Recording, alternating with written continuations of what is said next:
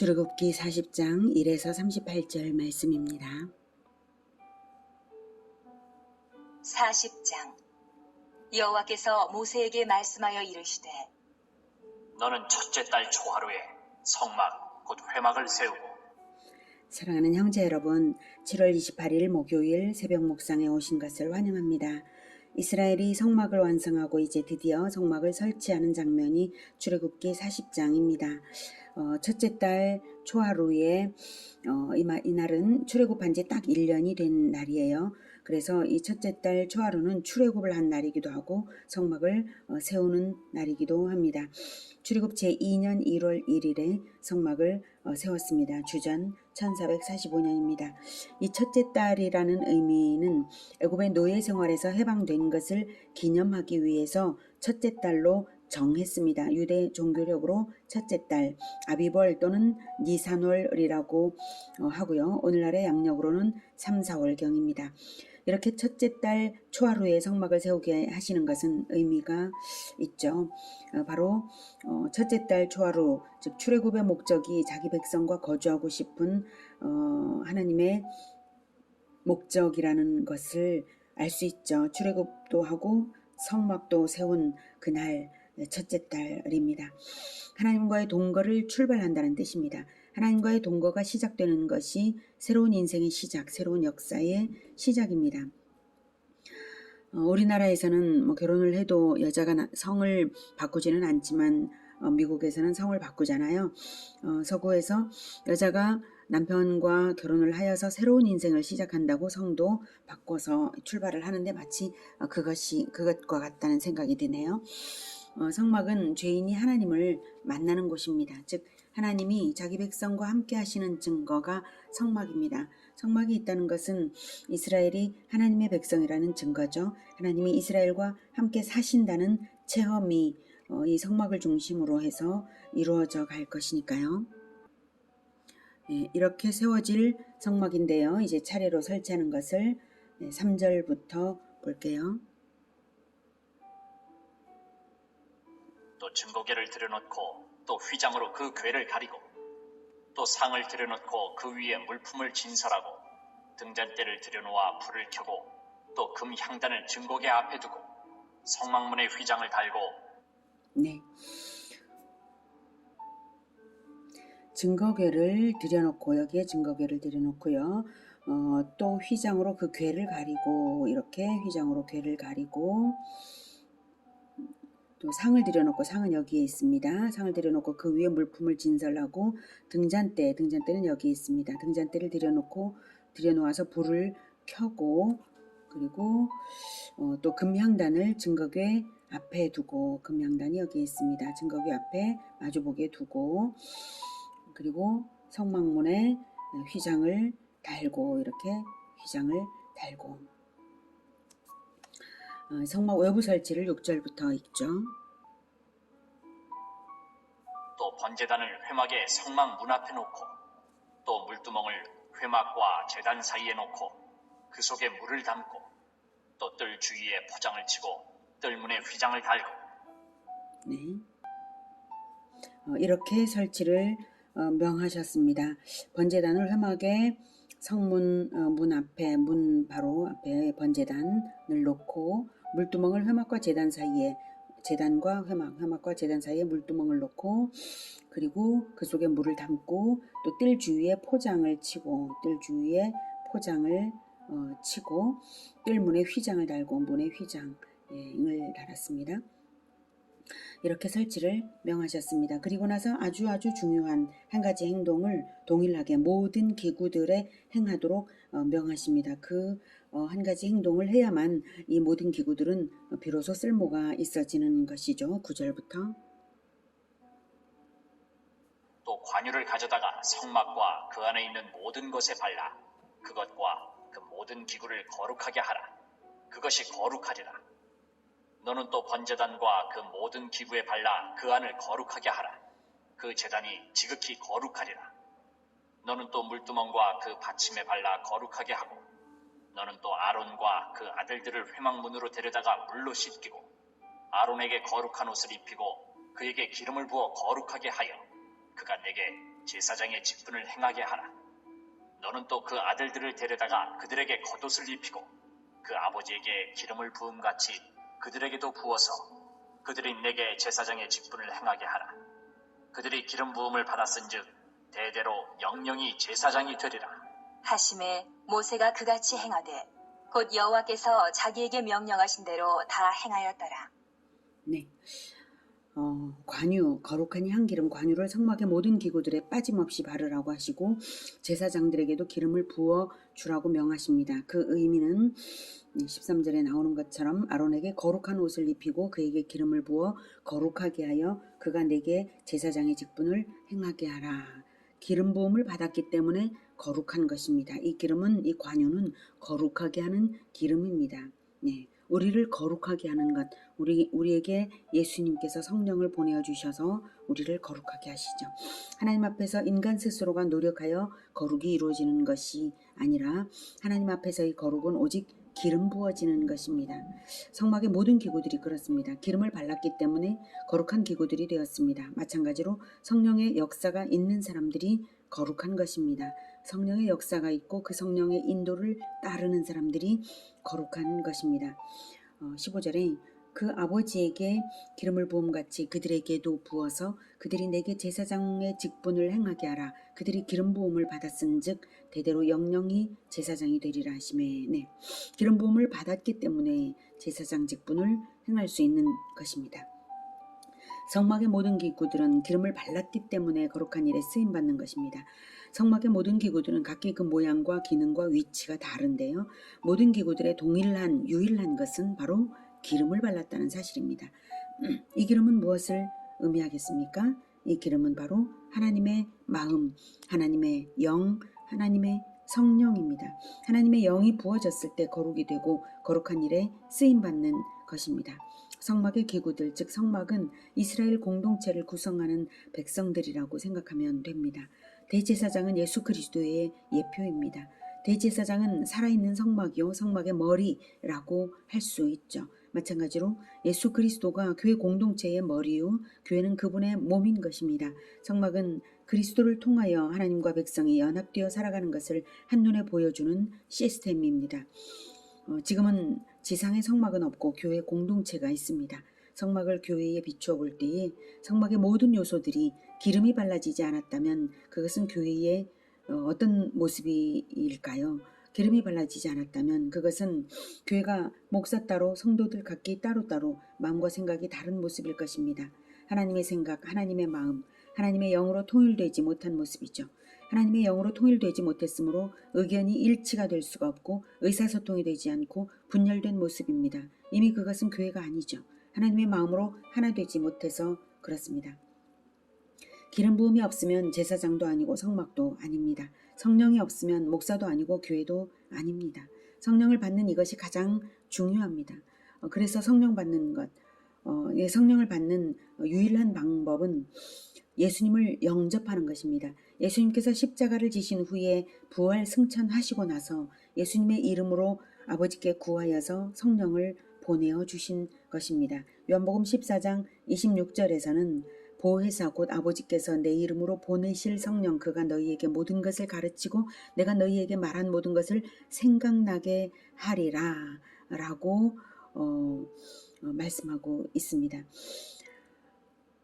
아버지께서 내 이름으로 보내실 성령, 내 이름으로 보내실 성령, 즉 아버지께서 보내시지만 예수님께서 요청하여서 예수님의 이름으로 보내실 성령입니다. 십자가 지시기 전날 밤에 하신 이 말씀대로 성령이 오순절날에 강림하셨습니다. 예수님의 제자들도 공생의 동안 따라다니며 배웠다고는 해도 부활 직후에도 두려움에 떨었었는데요. 성령을 받은 이후에는 달라졌죠. 담대함과 지혜가 충만해지고 사명을 이루어나가기 시작했습니다. 바로 그것입니다. 기계적 시스템이 완성되고 설치되었을지라도 거기 기름이 있어야만 작동이 되는 것이죠. 성령의 기름이 없으면 작동될 수 없고 재구시를 못하는 것입니다. 그 성령을 받는 것은 예수님을 믿을 때 받는 것입니다. 17절 둘째 해 첫째 달 곧 그 달 초하루에 성막을 세우니라. 네, 자 이렇게 하나님의 명령대로 모세가 다 행하였습니다. 그 실행한 것을 다시 그림을 보면서 40장 18절부터는 보겠습니다. 18절부터는 제가 읽겠습니다. 모세가 성막을 세우되 그 받침들을 놓고, 여기에 은받침이 있죠. 받침들을 놓고 그 널판들을 세우고, 널판을 세우고 그 띠를 띄우고, 띠를 이제 띄웁니다. 띠를 띄우는데, 띠가 여기 아까 이것은 이제 중간 띠의 모습이고요. 이것은 이 띠를 이제 위아래에 각각 2개씩 4개의 띠가 있고, 가운데 중간띠를 띄우고 그 기둥들을 세우고, 기둥들은 바로 이것입니다. 네, 여기에 5기둥, 여기에 4기둥, 기둥들을 세우고, 또 성막 위로 19절 성막 위에 막을 펴고 그 위에 덮개를 덮으니, 성막 위에 막을 펴고 그 위에 덮개를 덮었습니다. 막을 펴고 그 위에 덮개를, 이렇게 맨 위에 덮개를 덮었습니다. 여호와께서 모세에게 명령하신 대로 되니라. 그는 또 증거판을 궤 속에 넣고, 증거판을 궤 속에, 이것은 밖에 이렇게 나와 있는 게 아니라 궤 속에 넣은 것입니다. 넣고 채를 궤에 꿰고, 여기에 채가 있죠. 꿰고 속죄소를 궤 위에 두고, 여기가 속죄소입니다. 뚜껑이 속죄소를 궤 위에 두고, 또 그 궤를 성막에 들여놓고 가리개 휘장을 늘어뜨려 그 증거궤를 가리니 여호와께서 모세에게 명령하신 대로 되니라. 그렇게 해서 이제 휘장을 이렇게 늘어뜨렸습니다. 그는 또 회막 안 곧 성막 북쪽으로 휘장 밖에 상을 놓고, 이쪽이 북쪽입니다. 상을 놓고 또 여호와 앞 그 상 위에 떡을 진설하니 여호와께서 모세에게 명령하신 대로 되니라. 그는 또 회막 안 곧 성막 남쪽에 등잔대를 놓아 상과 마주하게 하고, 또 여호와 앞에 등잔대에 불을 켜니 여호와께서 모세에게 명령하신 대로 되니라. 그가 또 금향단을 회막 안 휘장 앞에 두고, 휘장 바로 앞에, 이렇게 휘장 앞에 두고 그 위에 향기로운 향을 사르니 여호와께서 모세에게 명령하신 대로 되니라. 그는 또 성막 문에 휘장을 달고 그 회막의 성막 문 앞에 번제단을 두고 번제와 소제를 그 위에 드리니 여호와께서 모세에게 명령하신 대로 되니라. 그는 또 물두멍을 회막과 제단 사이에 두고 거기 씻을 물을 담으니라. 모세와 아론과 그 아들들이 거기서 수족을 씻되 그들이 회막에 들어갈 때와 제단에 가까이 갈 때에 씻었으니 여호와께서 모세에게 명령하신 대로 되니라. 그는 또 성막과 제단 주위 뜰에 포장을 치고 뜰문에 휘장을 다니라. 모세가 이같이 역사를 마치니 구름이 회막에 덮이고 여호와의 영광이 성막에 충만하매 모세가 회막에 들어갈 수 없었으니 이는 구름이 회막 위에 덮이고 여호와의 영광이 성막에 충만함이었으며, 구름이 성막 위에서 떠오를 때에는 이스라엘 자손이 그 모든 행진하는 길에 앞으로 나아갔고, 구름이 떠오르지 않을 때에는 떠오르는 날까지 나아가지 아니하였으며. 네. 모세가 역사를 마쳤을 때에 구름이 회막 즉 성막에 덮이고 여호와의 영광이 성막에 충만하여서 모세조차도 회막에 들어갈 수 없을 정도였습니다. 구름이 나타나는 것은 시내 산에서 강림하실 때부터 나타나셨고, 사실은 그 전부터 나타났죠. 출애굽 이후에 구름이 나타났고요. 시내 산에서 또 빽빽한 구름 가운데 임재하셨고요. 하나님의 임재인 줄을 이스라엘이 구름을 보면 다 알죠. 이미 출애굽 직후부터 이미 나타나서 구름기둥 불기둥이 늘 인도했었으니까요. 그 임재가 너무나 역동적으로 그리고 분명하고 충만한 영광으로 성막 위에 나타나서 보여주신 것입니다. 예수님 공생애 중에는 변화산에서 빛난 구름 속에서 직접 말씀하신 장면이 있습니다. 이렇게 하나님의 뜻대로 진행이 되어서 완성 시점이 되었을 때에 하나님은 임재의 증거를 보여주시면서 자기 백성을 응원하시는 것입니다. 또한 구름의 움직임은 이스라엘의 여행을 언제 시작할지, 언제 머물러야 할지, 어느 방향으로 가야 할지를 인도하는 지표 역할을 했습니다. 광야에서 어디로 언제 어떻게 이동해야 할지 모르는데 이스라엘은 오직 하나님의 인도하심을 받아서 평안한 행진을 할 수 있었습니다.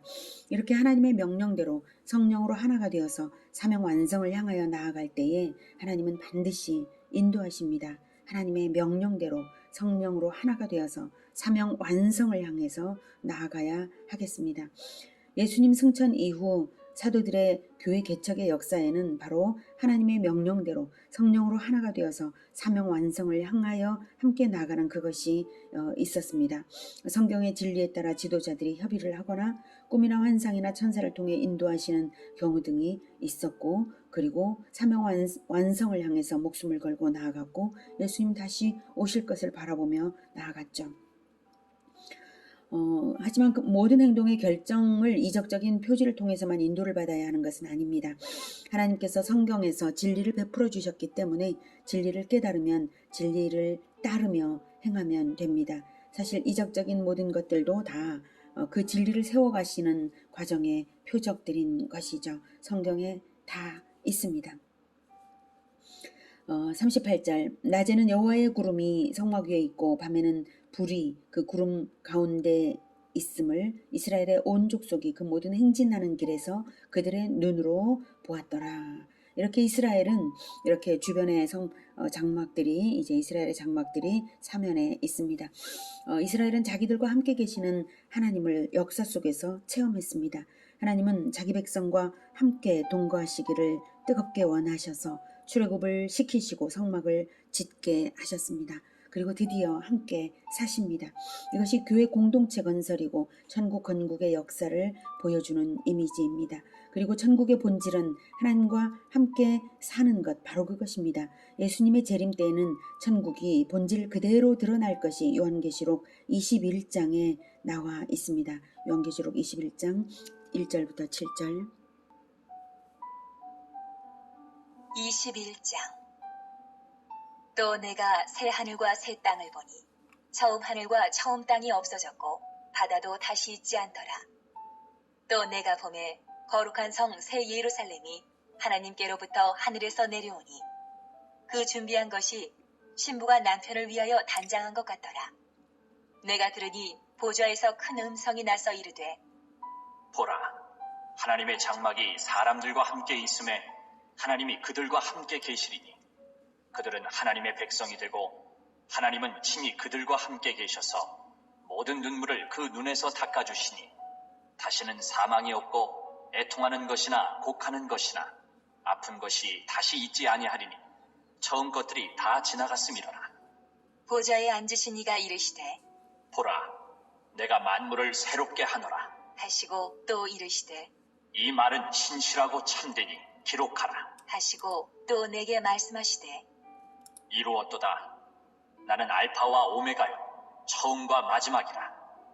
내가 생명수 샘물을 목마른 자에게 값없이 주리니 이기는 자는 이것들을 상속으로 받으리라. 나는 그의 하나님이 되고 그는 내 아들이 되리라. 네, 우리가 세워가는 교회 공동체가 바로 그리스도의 신부인 새 예루살렘입니다. 거기는 하나님의 장막이 사람들과 함께 있다고, 하나님의 장막이 사람들과 함께 있다고 말씀하셨습니다. 마치 신방에 든 신랑과 신부처럼 우리 주 예수님과 교회 공동체는 행복한 동거를 할 것입니다. 이 땅에서부터 이미 천국 건설은 시작했습니다. 우리가 하나 된 공동체로 하나님과 함께 거하여 천국 건설의 사명 완성을 위하여 역사의 끝까지 나아가 우리 주 예수님을 맞이하기를 축복합니다. 기도하겠습니다. 하나님, 우리를 하나님께서 함께 거하시는 그 교회 공동체를 세우는 자로 우리를 불러주셨고 또한 그 교회 공동체가 되게 하심을 감사합니다. 하나님께서 우리와 동거하시기를 이렇게 간절히 사모하시고 기뻐하시며 기름을 부어주시니 하나님, 우리가 한 마음으로 끝까지 교회 공동체의 완성을 향하여 끝까지 가겠습니다. 주님, 늘 성령으로 충만케 하시고 우리와 늘 함께하여 주시며 분명하게 하나님께서 인도하시는 표지를 보면서 따라갈 수 있도록 주님 도와 주시옵소서. 그래서 우리를 늘 기뻐하시고 교회 공동체를 완성하여 주시옵소서. 예수님의 이름으로 기도드립니다. 아멘. 이어지는 시간은 개인 기도 시간입니다.